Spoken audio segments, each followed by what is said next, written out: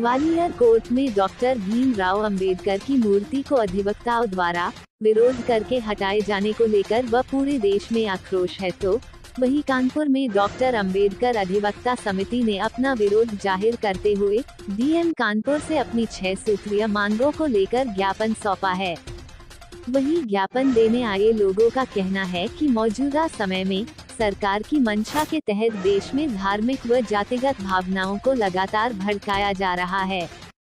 एक मामला मध्य प्रदेश में देखने को मिला, जहां पहले भारतीय जनता पार्टी के मंत्री द्वारा भारतीय सेना की महिला अधिकारी पर विवादित धार्मिक टिप्पणी की, जिसका विरोध संपूर्ण देश ने किया, पर वह आज भी अपने पद पर आसीन है। वहीं मध्य प्रदेश के ग्वालियर खंडपीठ में भारत के प्रथम कानून मंत्री, भारत रत्न डॉक्टर शून्य बाबा साहब भीमराव अंबेडकर की प्रतिमा चीफ जस्टिस हाईकोर्ट की अनुमति से लगाई जा रही थी, पर कुछ जातिवादी मानसिकता से ग्रसित अधिवक्ताओं ने विवाद खड़ा कर दिया और स्थापित होने वाली प्रतिमा को स्थापित नहीं होने दिया, जिसके कारण विवाद खड़ा हो गया। नरेंद्र कुमार यादव एडवोकेट हमारे साथ श्री राम गौतम जी खड़े हुए हैं। हम सारे के सारे लोग अम्बेडकरवादी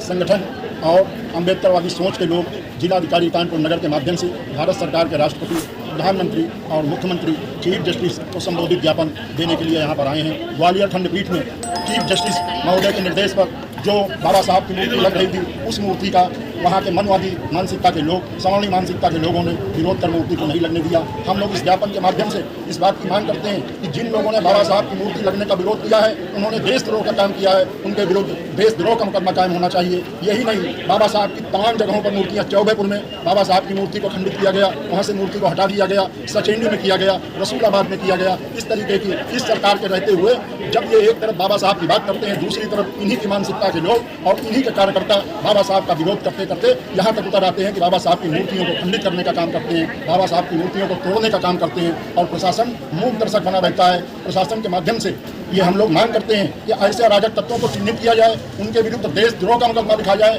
उनके विरुद्ध कठोर से कठोर कानूनी कार्रवाई की जाए। बोधिसत्व बाबा साहब की मूर्ति का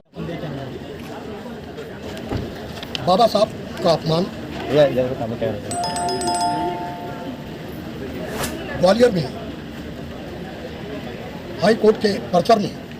आदेशित हुआ कि बाबा साहब की मूर्ति लगाई जाए। मेरी डिमांड है, ये अधिवक्ताओं की भी डिमांड है, समस्त अम्बेडकरवादी मानववादियों की भी डिमांड है कि तत्काल वहाँ मूर्ति लगनी चाहिए। और जो मनु की मूर्ति जो लगी हुई है राजस्थान में, वो मनु की मूर्ति जो है हटनी चाहिए, क्योंकि जब तक बाबा साहब का भारतीय संविधान लागू नहीं था, तब तक मनु स्मृति लागू थी। जब वो बाबा साहब का संविधान लागू हो गया तो मनु स्मृति का खात्मा हो गया। तो जो मनु की मूर्ति है उसको हटाई जाए और बाबा साहब की मूर्ति ग्वालियर में परिसर में लगाई जाए। और एक बात समझ लीजिए, चाहे यहाँ का दलित हो, चाहे यहाँ का बैकवर्ड हो, चाहे यहाँ का अल्पसंख्यक हो और चाहे संविधान को मानने वाला लोग हो, अगर हम लोग ने अंगड़ाई भी ले ली तो जिनको इस बात का घमंड है कि चीफ जस्टिस का जो है हाई कोर्ट के चीफ जस्टिस के आदेश के बाद वो मूर्ति नहीं लगने दे रहे हैं, तो हम सारे लोग इस बात से तैयार हैं कि चाहे खून की हम लोग को एक एक कतरा देना पड़े, लेकिन बाबा साहब की मूर्ति वहीं लगेगी।